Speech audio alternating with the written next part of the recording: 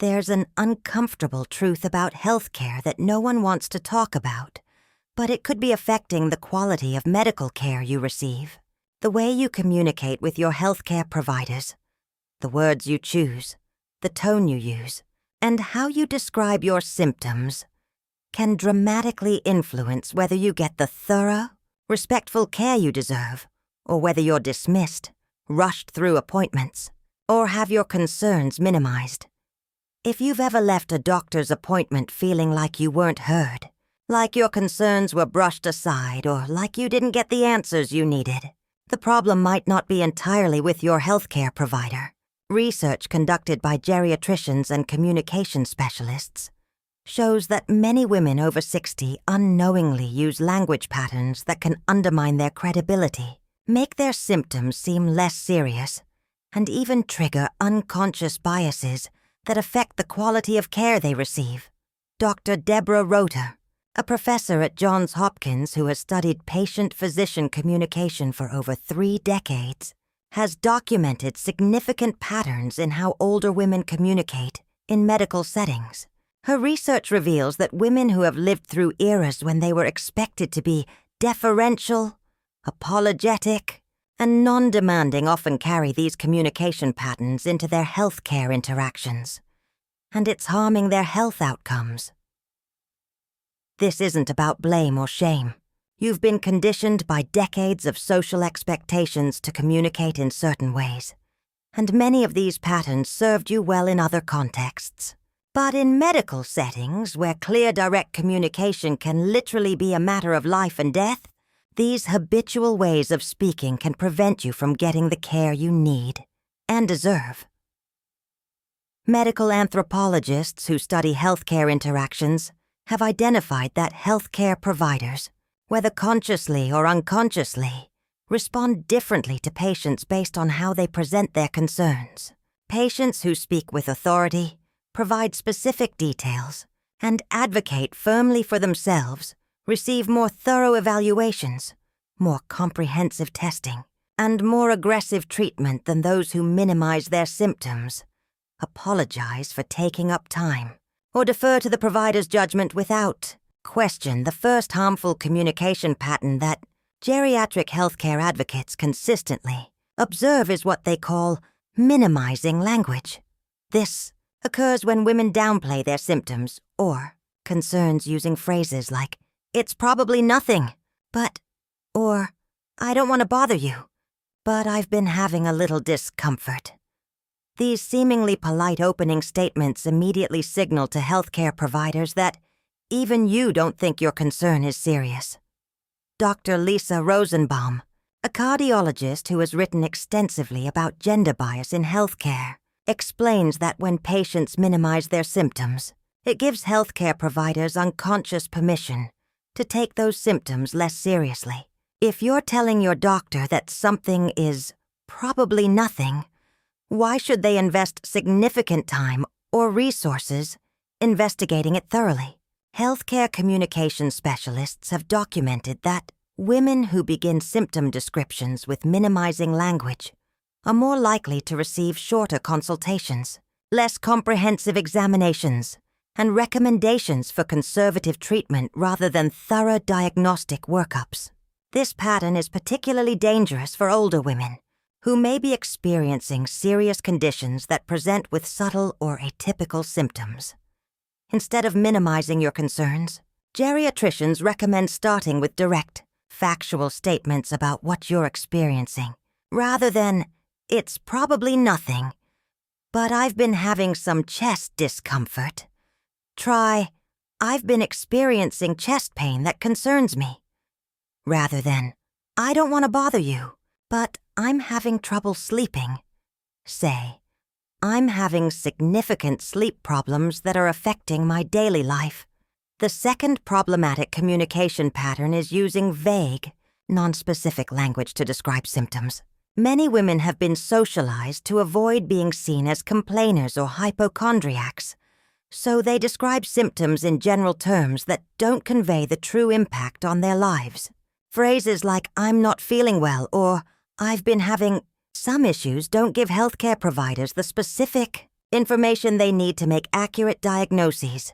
Emergency medicine physicians and diagnostic specialists emphasize that specific details about symptoms, timing, severity, triggers, and impact on daily activities are crucial for accurate diagnosis. When you say you're having some pain, your doctor doesn't know if you mean a mild ache that occurs occasionally or severe pain that's disrupting your sleep and preventing you from normal activities. Medical educators who train healthcare providers explain that doctors are taught to gather specific information about symptoms using what they call the old carts method. Onset, location, duration, character, aggravating factors, relieving factors, timing, and severity. When patients provide vague descriptions, doctors have to spend time asking follow-up questions to get the information they need, which can make appointments feel rushed and leave less time for discussion and planning. Practice describing your symptoms with specific details. Instead of, "I've been having some stomach problems," say, "I've been experiencing sharp abdominal pain in my lower right side that lasts about 20 minutes and occurs about an hour after eating, 3 to 4 times a week for the past month." This level of detail immediately tells your healthcare provider that this is a significant concern that requires attention. The third harmful pattern is what communication researchers call deferential language, constantly seeking permission or approval from healthcare providers rather than stating your needs directly. This includes phrases like, "Would it be okay if I mentioned?" Or, "Do you think I should be worried about?" Or, "I hope you don't mind me asking." But these language patterns position you as subordinate to your healthcare provider rather than as an equal partner in your care. Patient advocacy specialists explain that while respect for medical expertise is appropriate, excessive deference can prevent you from getting comprehensive care. Healthcare providers are trained to respond to the information and concerns that patients present. If you present your concerns tentatively or seek permission to discuss them, you're signaling that these concerns aren't priorities. Dr. Wenxing Seng, a psychiatrist who studies cross-cultural healthcare communication, notes that older women often use deferential language as a way of being polite and respectful. But in medical settings, this politeness can backfire. Healthcare providers may interpret deferential language as indicating that the patient doesn't really have serious concerns or doesn't need comprehensive attention. Replace permission-seeking language with direct statements about your needs and concerns. Instead of, "Would it be okay if I mentioned that I've been having headaches?" say, "I need to discuss the headaches I've been having." Instead of, "Do you think I should be worried about this lump?" say, "I found a lump that concerns me, and I need it evaluated." The fourth problematic communication pattern involves apologizing for normal healthcare needs. Many women over 60 apologize for taking up their doctor's time, for having multiple concerns, for needing explanations, or for asking questions.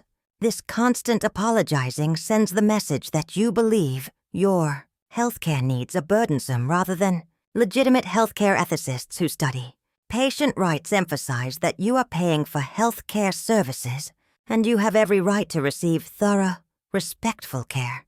When you apologize for normal healthcare interactions, asking questions, discussing multiple concerns, or requesting explanations, you're essentially telling your healthcare provider that you don't value your own time and health needs. Medical sociologists have observed that patients who apologize frequently during medical appointments often receive less comprehensive care because healthcare providers unconsciously respond to the patient's own assessment that their needs aren't important. If you're apologizing for discussing your health concerns, you're making it easier for providers to rush through appointments or address your concerns superficially.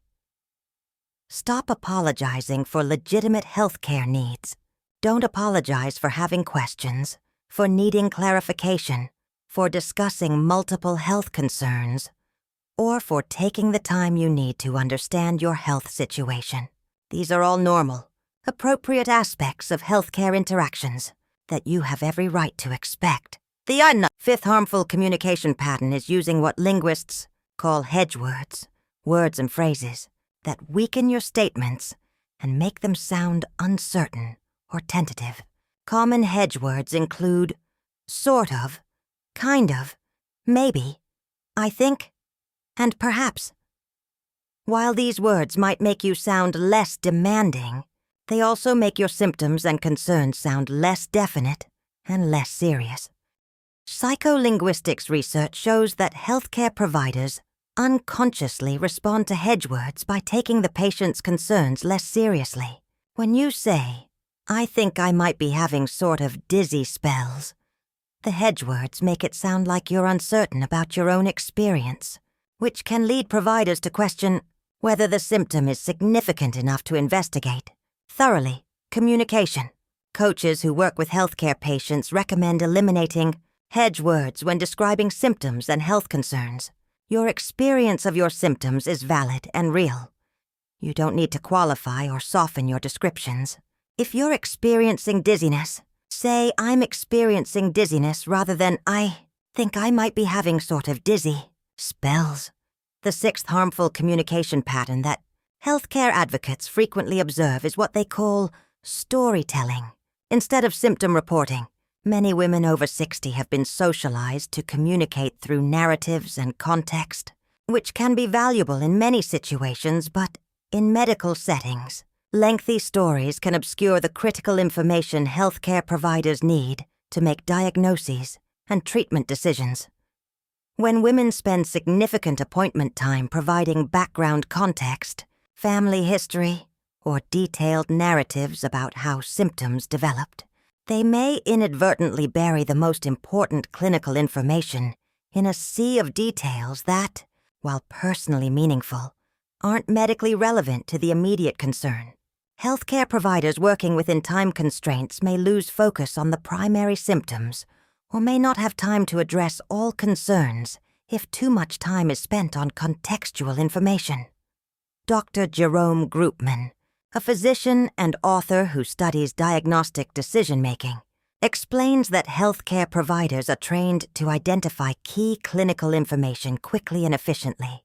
When patients present information in long narrative formats, providers may miss crucial details or may need to interrupt to redirect the conversation, which can feel dismissive to patients, but is often necessary for effective clinical care. The solution isn't to eliminate context entirely, but to lead with the most important clinical information and then provide context as needed. Start with a clear, concise statement of your primary concern, then add relevant details. Instead of a lengthy story about how your symptoms developed, try, "I've been experiencing severe fatigue for 6 weeks. That's preventing me from my normal activities. It started gradually after I had that respiratory infection in January, and it hasn't improved despite getting adequate rest." The seventh problematic pattern involves not advocating for yourself when you disagree with or don't understand your healthcare provider's recommendations. Many women over 60 were raised to respect authority figures unquestioningly, and they may hesitate to express concerns about treatment plans, ask for second opinions, or request additional testing, even when their instincts tell them something isn't right. Patient safety experts emphasize that patients are the only ones who truly know how they feel and how their symptoms are affecting their lives. When you don't speak up about concerns, you're depriving your healthcare provider of important information that could influence diagnosis and treatment decisions. Healthcare providers can't address concerns they don't know about. Medical malpractice. Attorneys who represent patients report that many cases of delayed or missed diagnoses involve situations where patients had concerns or instincts about their health but didn't advocate strongly enough for additional evaluation. While healthcare providers have medical expertise, you have expertise about your own body and how you normally feel. Practice assertive phrases for medical advocacy. "I'm not comfortable with this plan and I'd like to discuss alternatives." I don't feel this explains my symptoms and I'd like additional testing. Or, this doesn't match my experience and I'd like a second opinion. Remember, good healthcare providers want patients who are engaged and advocating for themselves. It leads to better outcomes for everyone. The 8th harmful communication pattern is failing to prepare for appointments and relying on memory alone to communicate complex health information. Many women arrive at appointments without written notes about their symptoms, questions, or concerns, then struggle to remember important details during the appointment. This can make them appear confused or uncertain about their health situation, which may influence how seriously their concerns are taken. Geriatricians who specialize in memory and aging explain that even people with excellent memory can forget important details when they're anxious, rushed, or trying to process new information during a medical appointment. The stress of medical appointments can impair recall, and the complex medical information being discussed can interfere with your ability to remember the questions or symptoms you wanted to. Discuss healthcare communication specialists. Strongly recommend written preparation for all medical appointments. Before each appointment, write down your main concerns in order of priority. Specific details about symptoms including timing and severity, questions you want answered, and any changes in your health since your last visit. Bring this written information with you and refer to it during the appointment. This preparation demonstrates to healthcare providers that you're taking your health seriously and helps ensure that all your concerns are addressed. It also provides a reference if you need to follow up later or if you need to provide information to other healthcare providers. The 9th problematic pattern involves establishing your baseline and changes clearly.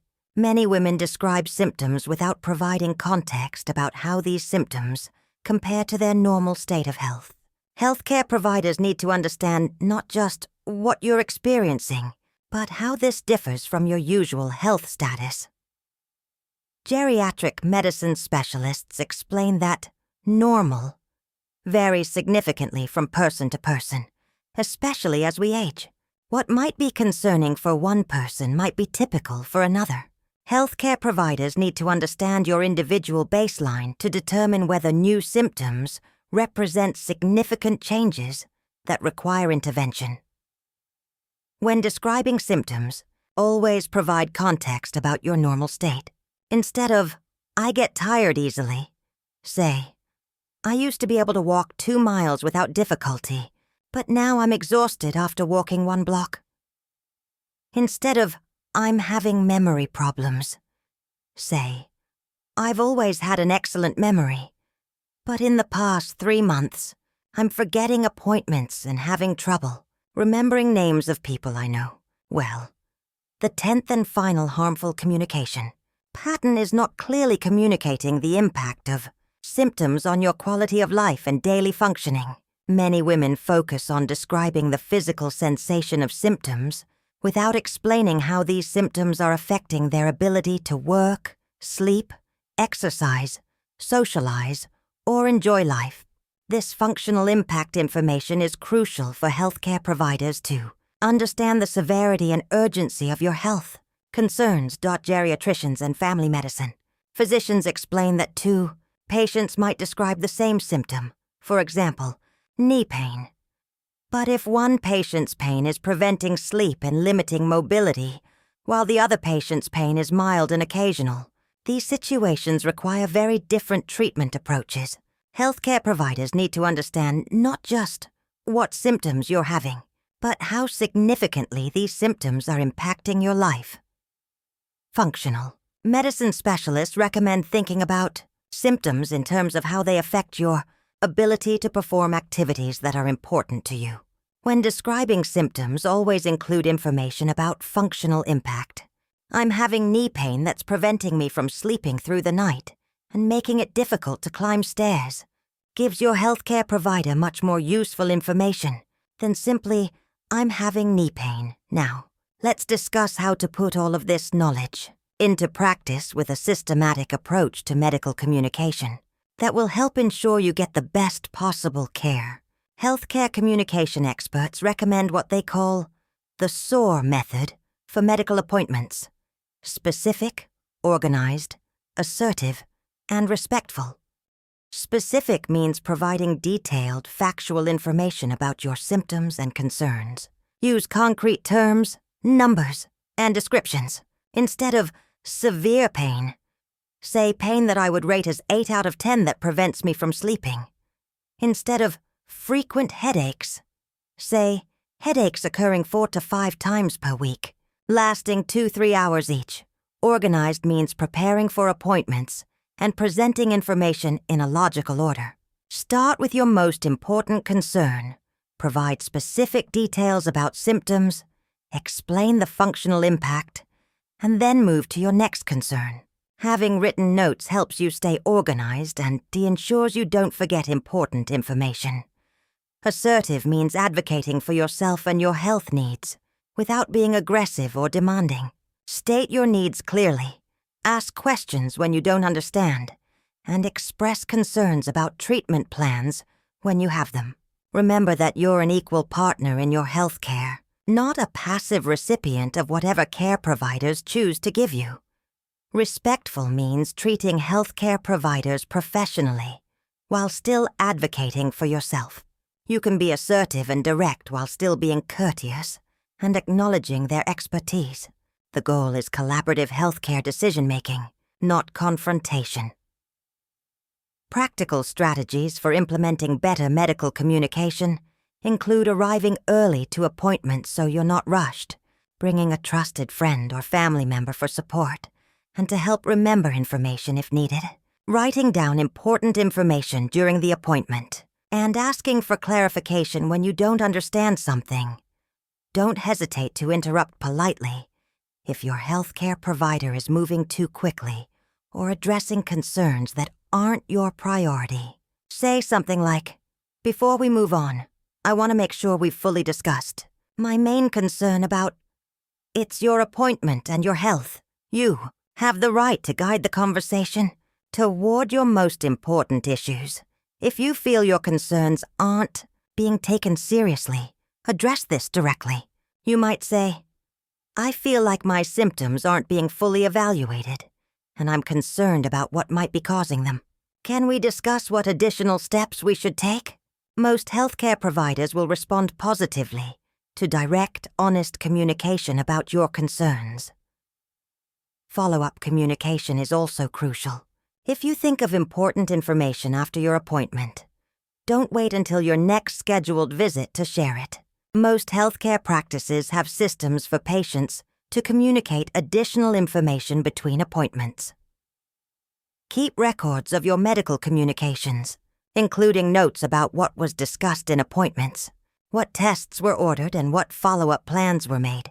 This information can be valuable for tracking your health over time and for communicating with other healthcare providers.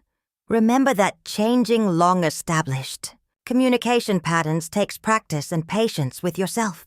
You might feel uncomfortable being more direct or assertive initially, especially if you've spent decades communicating differently. Start with small changes and gradually work toward more confident communication.